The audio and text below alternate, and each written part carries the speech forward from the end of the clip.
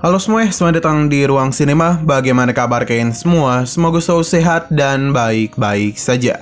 Sesuai jadwal, jadi pada hari ini kita akan kembali melanjutkan series Donghua Slay the God episode terbaru, yang mana ini adalah episode yang ke-14-nya. Namun sebelum kita mulai, lebih baik kita lihat lagi apa saja yang telah terjadi pada episode sebelumnya. Kemarin Lingxie bertemu dan gadis aneh yang memintanya untuk terus mengikuti dirinya. Alhasil mereka pun sampailah di gedung teater. Di sana gadis yang kita panggil sebagai Elise menggunakan kemampuannya dalam mengendalikan boneka untuk mengalahkan Lingxie. Alhasil pertarungan pun sempat terjadi di antara mereka. Dalam pertarungan itu bisa terlihat dan jelas kalau Elise bisa mengendalikan begitu banyak boneka. Hanya saja ini bukanlah tujuan utamanya, karena Elise tahu pada bonekanya tidak akan bisa mengalahkan Lingxie. Maka karena itulah dia pun memberikan dua pilihan kepada Lingxie, yakni menyelamatkan para penonton atau memilih untuk menghabisi dirinya. Pada akhirnya Lingxie memilih untuk mengambil keputusan kedua, dan begini para penonton pun selamat dari benang spiritual Elise. Setelah semua itu Lingxie pun pergi meninggalkan gedung tersebut, yang mana ternyata Elise itu masihlah hidup. Sedangkan Lingxie yang terus melanjutkan perjalanannya bertemu dengan Xinu. Sebagai agen Medusa, ia tentu akan mengalahkan Lingxie. Sekarang kita akan melanjutkan episode terbarunya. Kita dibawa kepada tempat Han Soyun dan juga Muye berada. Setelah memperlihatkan rekaman Lingxie bersama teman-temannya, pertarungan pun langsung saja terjadi di antara Muye dan juga Han Soyun. Sebagai kapten penjaga malam, tentu Muye memiliki kekuatan yang tidak main-main. Hanya saja kita dibawa berpindah dulu ke kota Changnan, tepatnya di daerah kediaman dari bibi Lingxie. Terlihat kalau para warga begitu bersemangat karena malam ini adalah hari raya Imlek atau Tahun Baru Cina. Jadi sudah sangat wajar mengapa ada begitu banyak lampion yang dipasang. Sedangkan di sisi lain pertarungan masih terus terjadi di antara Hong Yin menghadapi Lu Liang. Dalam pertarungan mereka ini, terlihat kalau Hong Yin mampu mengimbangi Lu Liang. Bahkan sekalipun tombaknya diambil, Hong Yin masih memberikan perlawanan kepadanya. Serangan bertubi-tubi terus saja Hong Yin lancarkan. Ini tentu saja membuat Lu Liang kerepotan. Terlebih lagi ketika Hong Yin mengambil kembali tombaknya dan melancarkan serangan tepat kepada Lu Liang. Pertarungan tidak hanya terjadi di antara mereka saja, namun antara Mo dan juga utusan dari gereja dewa kuno.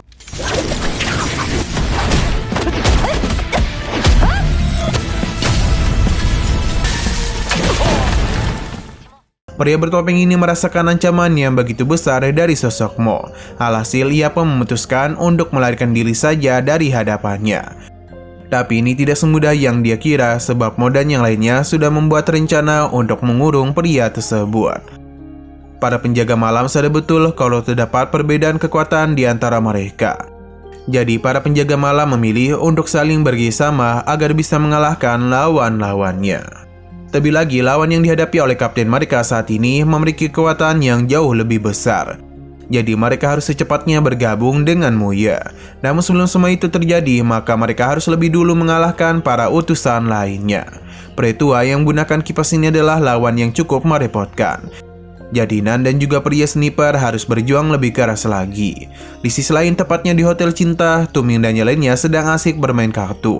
Akan tetapi sebuah ledakan pun muncul, yang mana para utusan gereja kuno sudah mengetahui persembunyian mereka. Beruntungnya di sini ada Shen Jingku, jadi dia bisa dan cepat melindungi Tuming dan juga Chou Yuan. Tidak hanya itu saja, dirinya juga bergegas melancarkan serangan balik kepada orang-orang ini. Hanya dalam sekejap saja, Shen Jingku berhasil mengalahkan mereka. Tapi masalah sepertinya tidak berhenti sampai di situ, karena secara tiba-tiba saja muncullah hujan di tempat itu yang membuat mereka begitu penasaran apa yang sebenarnya terjadi. Selain itu, Tuming mendapati kalungnya merasakan adanya bahaya. Seorang pria pun muncul dan mengucapkan sebuah mantra yang mana itu berasal dari Timur Tengah. Ialah yang menciptakan hujan ini agar bisa membuat petir. Serangan pun dirinya lancarkan. Shen Jingku bergegas menyelamatkan teman-temannya. Only the sword of thunder. Semua pertarungan yang terjadi di sana diketahui oleh Angxinye. Tapi perhatiannya teralihkan kepada Lingxie yang saat ini bertemu dengan Xinu. Ia pun berencana untuk memberikan bantuan kepada Lingxie. Xinu memberikan pujian kepada Lingxie karena jika ia lihat dari dekat wajahnya itu sangatlah tampan. Saking menggodanya, Xinu pun ingin melahapnya. Akibat serangan itu membuat Ling Xie tidak bergerak untuk sementara waktu. Selain itu, Xinu terus saja menggunakan kekuatan medusanya untuk menangkap Ling Xie. Hanya saja semua itu tidak akan semudah yang dirinya pikirkan, sebab Ling Xie kembali bangkit untuk melawan. Pertarungan pun mulai terjadi di antara mereka berdua. Di sini Ling Xie sadar betul kalau pergerakan Xinu tidak bisa dirinya tebak, apalagi dirinya bisa bergerak dengan begitu cepat. Karena secara tiba-tiba saja dia itu berada di dekatnya. Ling Xie akan menggunakan wilayah malam berbintang agar bisa membatasi pergerakannya. Hanya saja Xinu tidak akan membiarkan hal tersebut. Saat Xinu ingin menghabisinya, Ling Xie mengambil pedang keduanya untuk menahan setiap serangan yang Xinu lancarkan. Selain itu dan dua pedangnya inilah dia bisa menggunakan dua kekuatan dewanya secara bersamaan. Serangan Ling Xie berhasil melukai tangan Xinu. Xinu pun hanya tertawa saja karena kali ini dirinya akan mencoba lebih serius lagi. Mata Medusa pun dirinya gunakan. Kiaman semakin lama Ling Xie menatap matanya, maka hal itu akan membuatnya masuk ke dalam ilusi. Xinu sangat tertarik untuk menjadikan Ling Xie sebagai budaknya. Akan tetapi itu tidak semudah yang dirinya pikirkan, sebab kekuatan Mikhail melindungi Ling Xie. 自从进入这片区，要惩罚你哦。他也是神明代理。看着。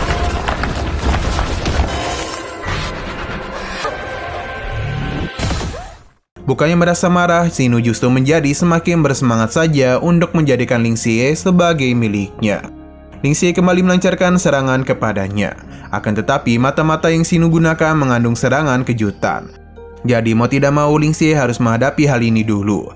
Sayang sekali Ling Xie itu malah tenggelam dalam pikirannya sendiri. Ini pun menyebabkan dia tidak menyadari serangan yang Xinu lancarkan.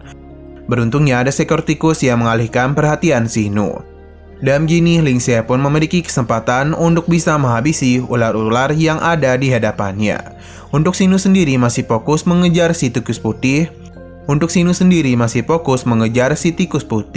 Yang mana ternyata itu berasal dari sosok yang sudah ditunggu-tunggu. Ang Xie memberikan sapaan kepada Ling Xie karena sudah cukup lama mereka tidak bertemu. Selain itu, ia juga memberitahu mengenai kondisi terkini dari teman-temannya. Kita pun dibawa kepada Seng Jingku yang tertimpa reruntuhan. Begitu juga dan Chou Yuan, sedangkan Tuming sedang menghadapi pria ini yang kita panggil saja sebagai Abdul. Apapun yang dilakukan oleh Tuming, semua itu dengan mudah ditangani oleh Abdul. Bahkan kini adalah gilirannya untuk melancarkan serangan balik. Mengetahui Tuming dalam bahaya, Seng Jingku pun bergegas menjauhkannya dari pertarungan dan kembali melindungi dirinya. Hanya saja kekuatan Abdul terlalu besar sampai-sampai pertahanan Seng Jingku pun hancur dibuatnya. Tuming mengajaknya untuk pergi saja dari tempat itu. Namun Seng Jingku sadar betul kalau Abdul tidak akan membiarkan mereka pergi dengan mudah. Karena itulah ia pun mengambil harta Tuming untuk bisa membantunya bertarung dengan Abdul.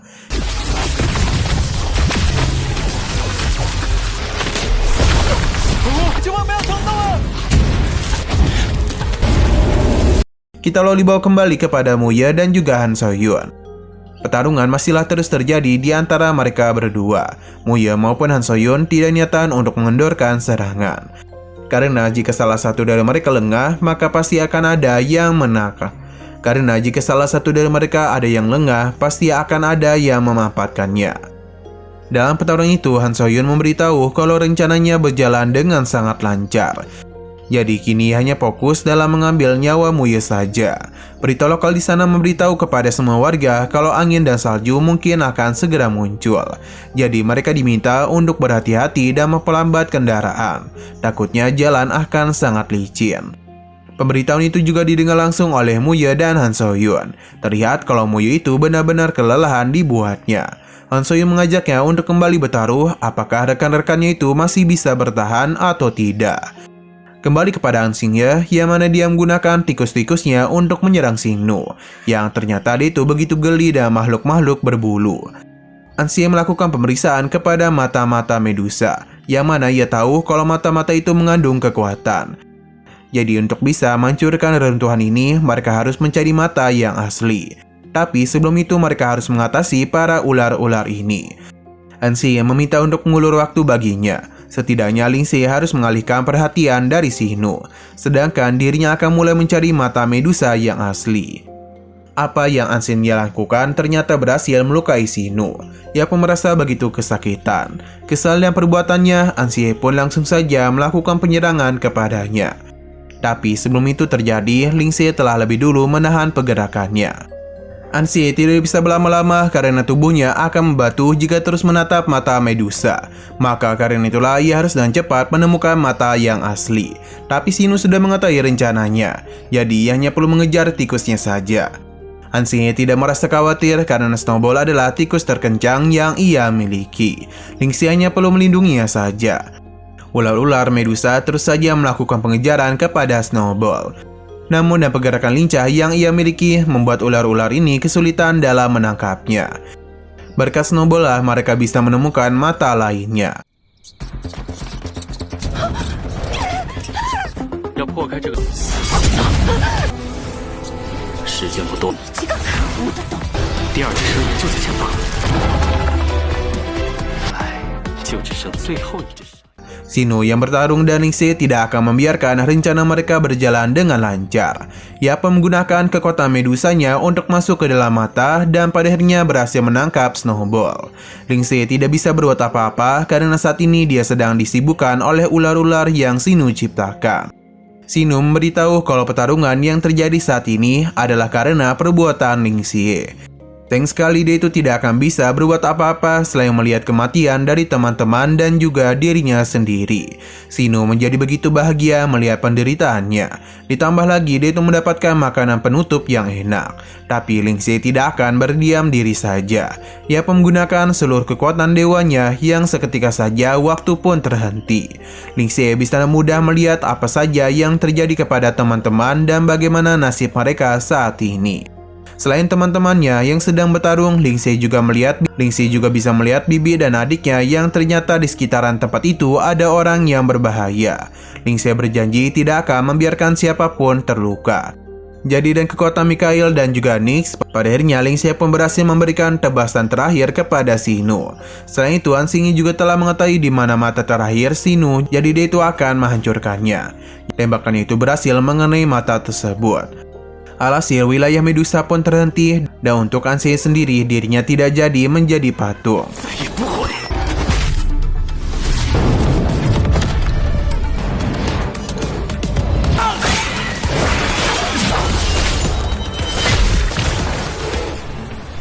美杜莎，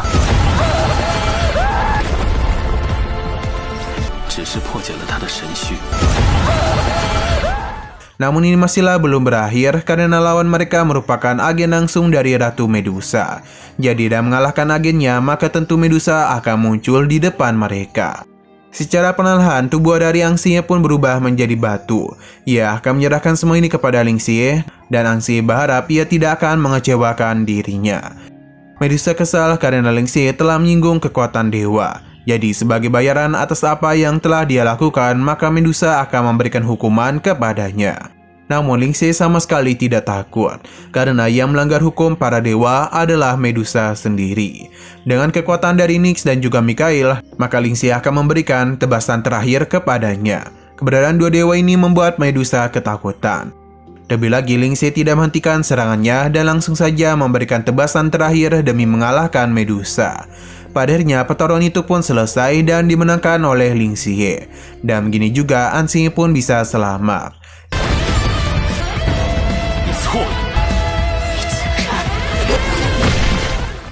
Ia begitu penasaran seberapa banyak rahasia yang dimiliki oleh Lingxie. Anxie tidak berlama-lama di sini karena dia yang mengajak Lingxie untuk pergi ke Sungai Yujiang karena teman-temannya berada di sekitaran tempat itu. Lingxie berterima kasih atas bantuan yang Anxie berikan.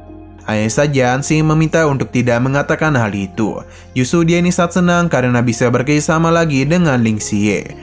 Tapi di tengah pembicaraan mereka ada sebuah suara dari Ratu Medusa. Ia melancarkan serangan kepada Lingxie. Walaupun ini bisa dirinya tahan, tapi kutukan yang dirinya tanamkan tidak bisa Lingxie lepas. Karena itu adalah bayaran atas perbuatannya yang menyinggung perasaan para dewa. Sebelumnya Marlin sudah memberikan peringatan kepada Lingxie. Karena langkah yang ada di hadapannya sangatlah berbahaya. Jika sampai salah melangkah, maka sudah pasti Lingxie akan hancur berkeping-keping. Hal ini juga akan melibatkan orang-orang terdekatnya. Ling Xie sama sekali tidak tahu apa yang terjadi kepadanya, karena kekuatan spiritualnya seakan-akan menghilang begitu saja. Bahkan ia tidak bisa merasakannya. Inilah kutukan yang dimaksud oleh Medusa. Apakah Mikael bisa memberikan bantuan kepada Ling Xie? Nah, sayang sekali lagi seru-serunya, episodenya pun harus bersambung dulu. Namun sebelum kita akhiri, seperti biasa, kita akan melihat preview bagian selanjutnya. Yang mana saat ini Ling Xie tengah menghubungi bibinya. Di tengah semua itu, ternyata ada beberapa orang yang sudah menunggu Ling Xie. Pertarungan pun sudah tidak bisa dirinya hindari lagi. Ling Xie yang telah kehilangan kekuatan dewanya tentu akan kesulitan dalam bertarung dengan begitu banyak orang. Bahkan bibinya itu sampai merasa khawatir karena Ling Xie tidak bisa dirinya hubungi kembali. Ia hanya bisa berharap kalau Ling Xie akan baik-baik saja. Namun sepertinya itu tidak akan terjadi sebab Ling Xie telah dibuat babak belur oleh orang-orang ini. Oke, sekian dulu pada video kali ini. Untuk video selanjutnya akan segera hadir. Jadi bagi kalian yang ingin mengikuti series ini, langsung saja klik subscribe dan aktifkan loncengnya. Terima kasih yang sudah menonton video sampai habis. Jika kalian suka pada video ini, klik like dan share ke teman-teman kalian tentang channel ini. Dan ditunggu aja kelanjutannya. Oke, sampai jumpa di video selanjutnya.